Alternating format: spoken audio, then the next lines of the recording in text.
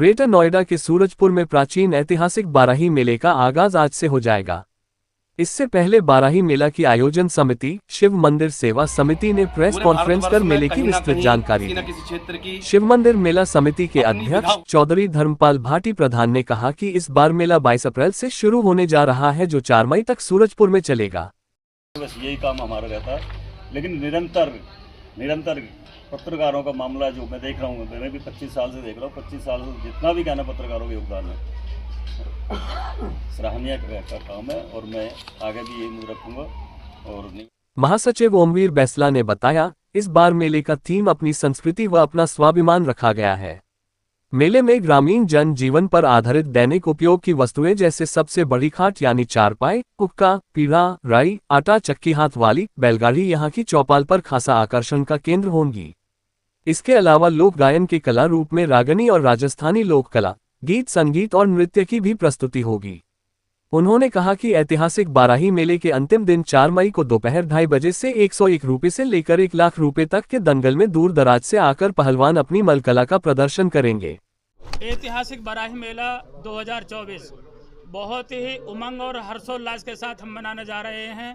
22 अप्रैल से 4 मई तक ये सूरजपुर गौतम बुद्ध नगर का एक कस्बा है और पूरा गौतम बुद्ध नगर का ये जिला मुख्यालय एवं केंद्र बिंदु है। सूरजपुर कस्बा ऐतिहासिक कस्बा है, प्राचीन कस्बा है।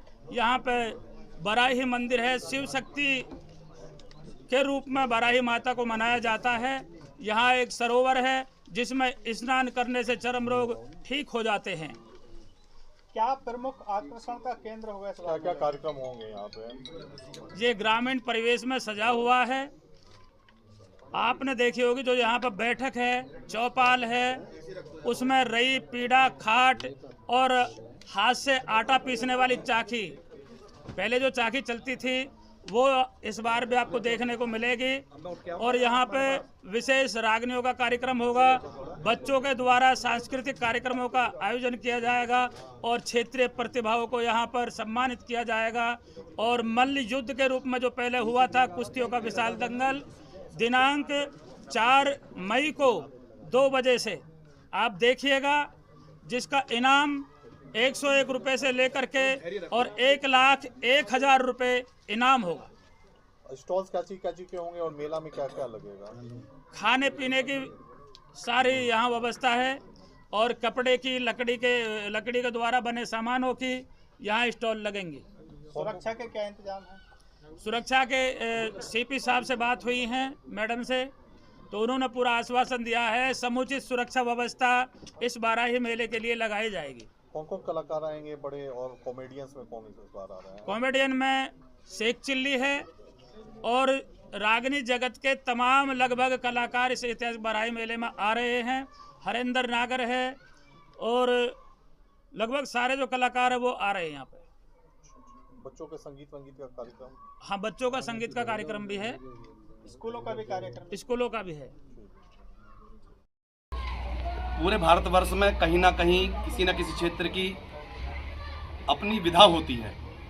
पश्चिमी उत्तर प्रदेश की जिस जगह हम रहते हैं, यहाँ की जो विधा है वो विधा है रागनी। हम अपनी विधा को छोड़ नहीं सकते क्योंकि अपनी संस्कृति को संजोए हुए ये ऐतिहासिक प्राचीन कालीन बाराही मेला ये सदियों से चला रहा है, हजारों वर्षों से चला रहा है। और हमारे यहाँ का जो कल्चर है, जो हमारी यहाँ की विधा है वो रागनी है। और निरंतर रागनियाँ ऐतिहासिक होती हैं, इतिहास को लेकर के बनाई जाती हैं। उन इतिहास की बातों का जो मतलब उसके साथ मनोरंजन के साथ में उनका बखान होता है, वही रागनी होती हैं। और किसी भी क्षेत्र में जाने के बाद, जैसे आप पूरब में चले जाए तो कहीं मल्हार है, कहीं रसिया है, तो वहाँ वही चलते हैं। ऐसे हमारे पश्चिम उत्तर प्रदेश में रागनी है। इसीलिए निरंतर 12 दिन अच्छे कलाकारों के द्वारा, बहुत मंझे हुए कलाकारों के द्वारा रागनियों का गायन होगा, होली का गायन होगा। तो आप इस मेले में बहुत सारी नई चीज़ें देखेंगे, बहुत सारी पुरानी संस्कृति को सजे हुए ये ऐतिहासिक बाराही मेला है। ऐतिहासिक बाराही मेला लगाया क्यों जाता है?